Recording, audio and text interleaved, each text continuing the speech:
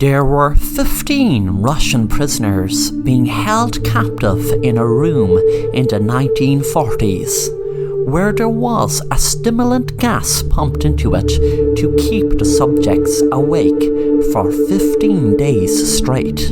This experiment had the rule that if they stuck to staying awake for 15 days, they would be set free. There was just enough gas pumped in to keep them awake, but monitored really close as the gas in large amounts would kill them. This was back in the 1940s, so there was no CCTV cameras. Instead, there were round mirrors that the soldiers conducting the experiment could look through. Also, there were mics gathered around the room to pick up their conversations. The first 5 days they started speaking about traumatic experiences. Then after 9 days they started complaining about their circumstances and why they were locked up in a room and couldn't go to sleep. The soldiers watching through the mirrors were stunned when they saw one of the men run up and down the room shouting at the top of his voice until his voice seemed to have gone. When it came to the 15th day, what the soldiers who conducted the experiment saw after opening the door would have an everlasting effect on them. There was carnage in the room. Most of the participants had mutilated each other or their own bodies, and the remaining people alive begged to be given more gas as they never wanted to sleep again.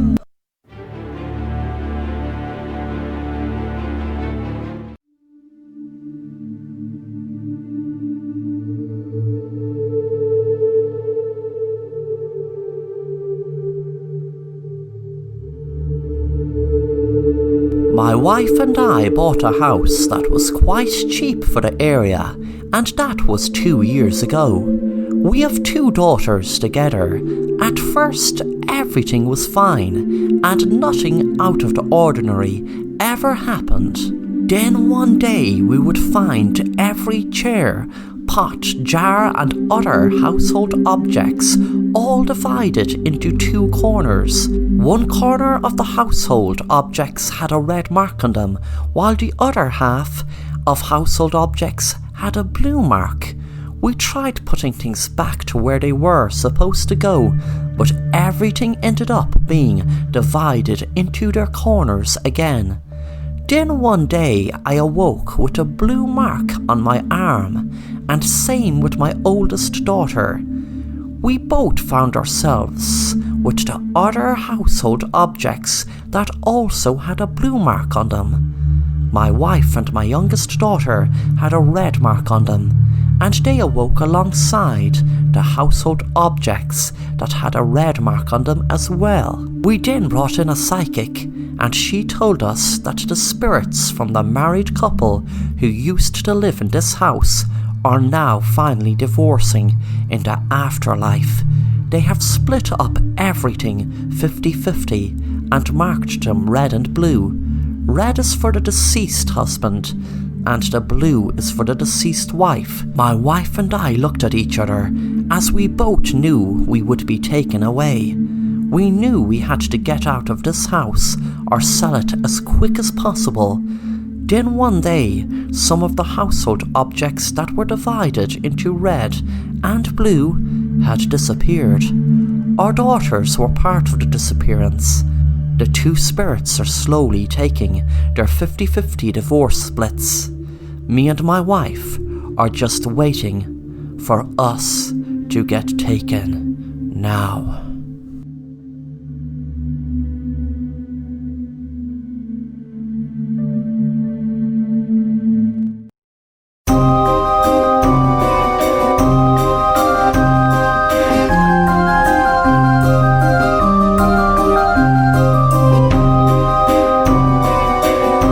Hello, my name is Brian. Some people have a genuine phobia against clowns. They are genuinely petrified of them. I don't have that phobia. I have something much worse. I have a good reason to fear clowns, and Ferris wheels and carnivals. The reason will become very clear as I go on and tell you my story and tell you exactly what happened to me and two of my friends. After this story, you will see why I never ever visit the carnival when it visits my town. It was a few years ago me and my friends visited the local carnival, and at the time we had so much fun. You see, it wasn't what happened to us in the carnival freaked us out, no way. It was what happened afterwards. We were eating popcorn, we went on the Ferris wheel and laughed so much at the silly clown who was extra funny. But that night when I got home, I was tired and went straight to bed.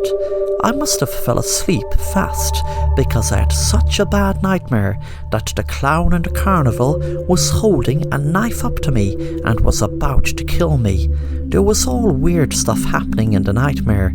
The next day in school, I was telling my friends about the nightmare, and they surprised me and shocked me by explaining to me in detail the same dream. But instead of what happened to me in the dream, it happened to them when they had their dream. Exactly the same, besides them being killed instead of me. Things don't end there though. The weirdest part about it is that no one in my town remembered any carnival coming this year. They said the last time the carnival came was last year.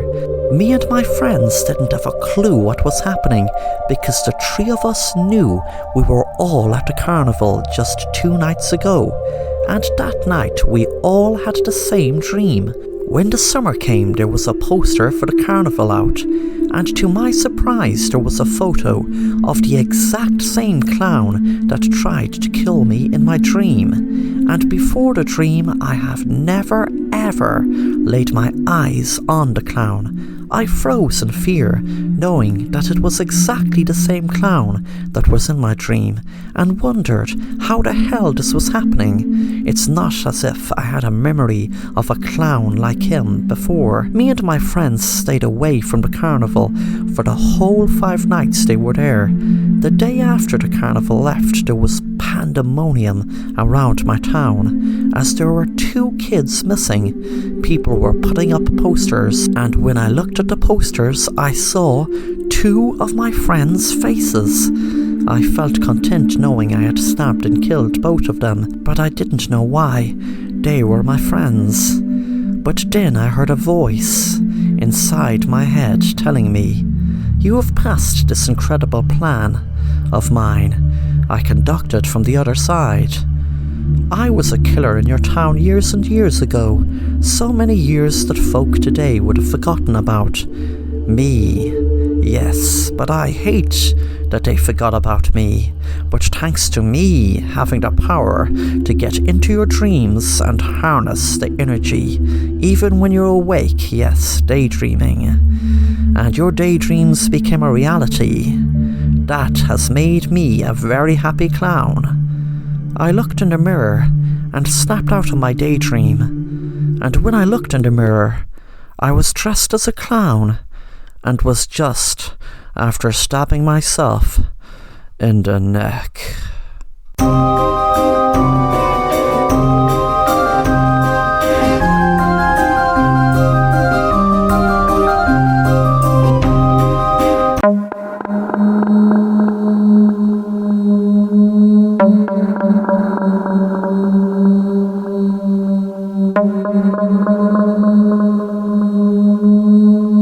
Jack was a criminal into all sorts of criminal activity. He was in court for so many different crimes. He spent 10 years in prison, but since he was released, he didn't get reformed. He just got better at not being caught for whatever crimes he committed. During his last court appearance, the judge had told him that if he keeps getting arrested, he will be put into prison for good. One night, Jack was trying to rob a bank, but then it went horribly wrong, and he ended up shooting a police officer. He knew it was the death penalty for capital punishment. While he was waiting on death row, there were several groups against the death penalty and wanting to ban it outright. He sat in prison writing and writing about his feelings, trying to pass the time. He had no access to the internet or newspapers, but still found out about the groups that were pushing for the death penalty to be banned. It was a prison warden on death row told him the first day it was finalized he would not be getting the death penalty. He would not be sentenced to death. He was relieved, but then felt even sicker, knowing he would be locked up in a prison for years and years until he finally died.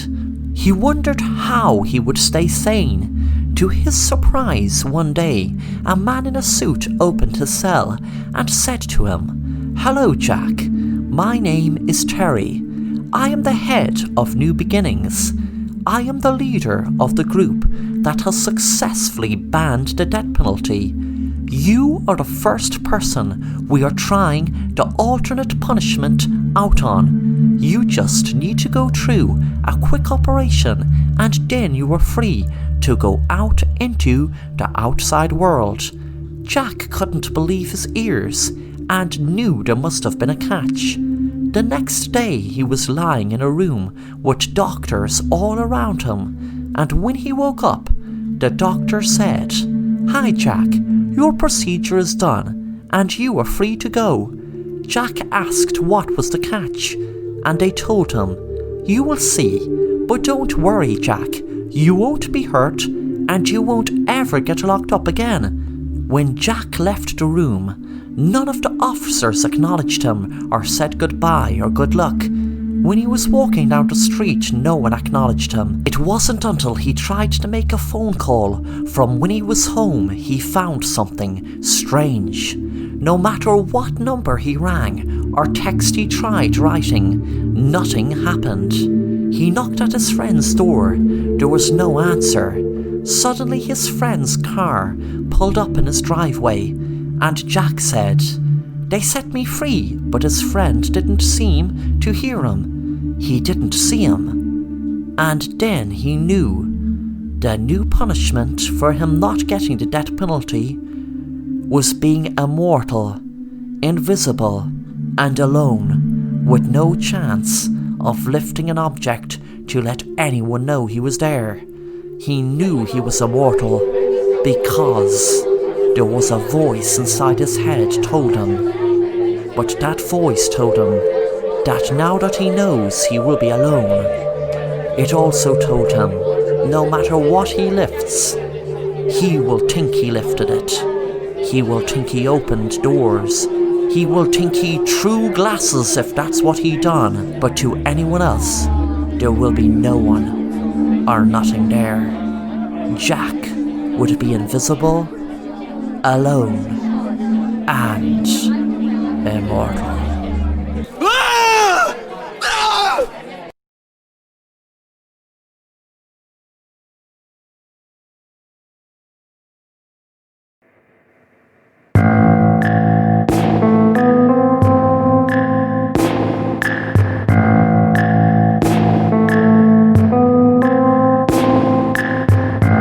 Sam was on social media for a few years now, but didn't get half of the views he would have liked.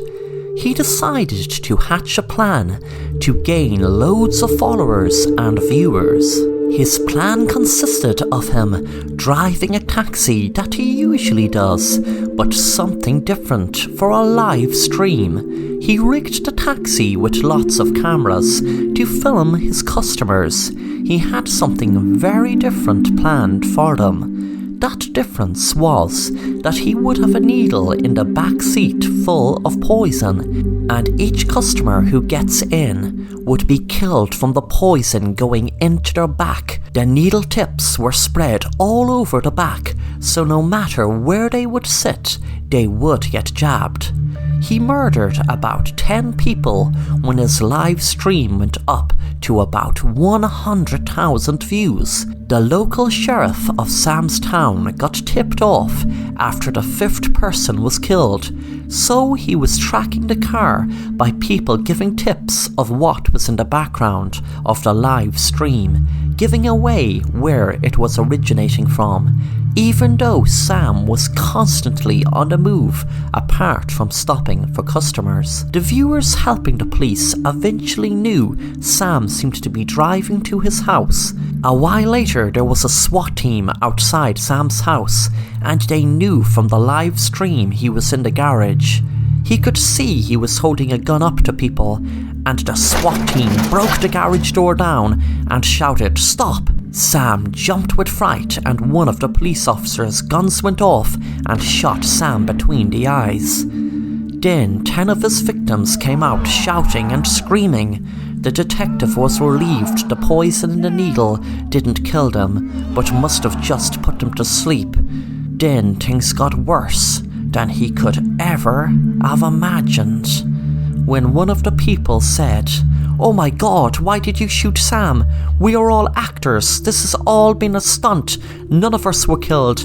Those needles were just rubber. They weren't real needles. We were just helping Sam stage a fake, crazy live stream of him killing people." The sheriff checked Sam's pulse.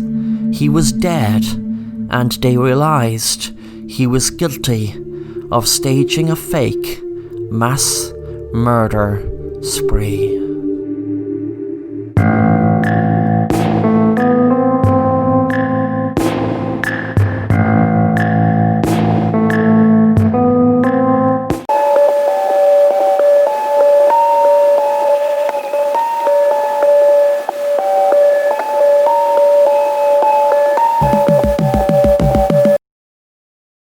Mary and their daughter Susie were so happy as they were going to a new horror theme house for Halloween. It was meant to have been like a real horror house you'd see in the movies, and there was even a ghost train in it also.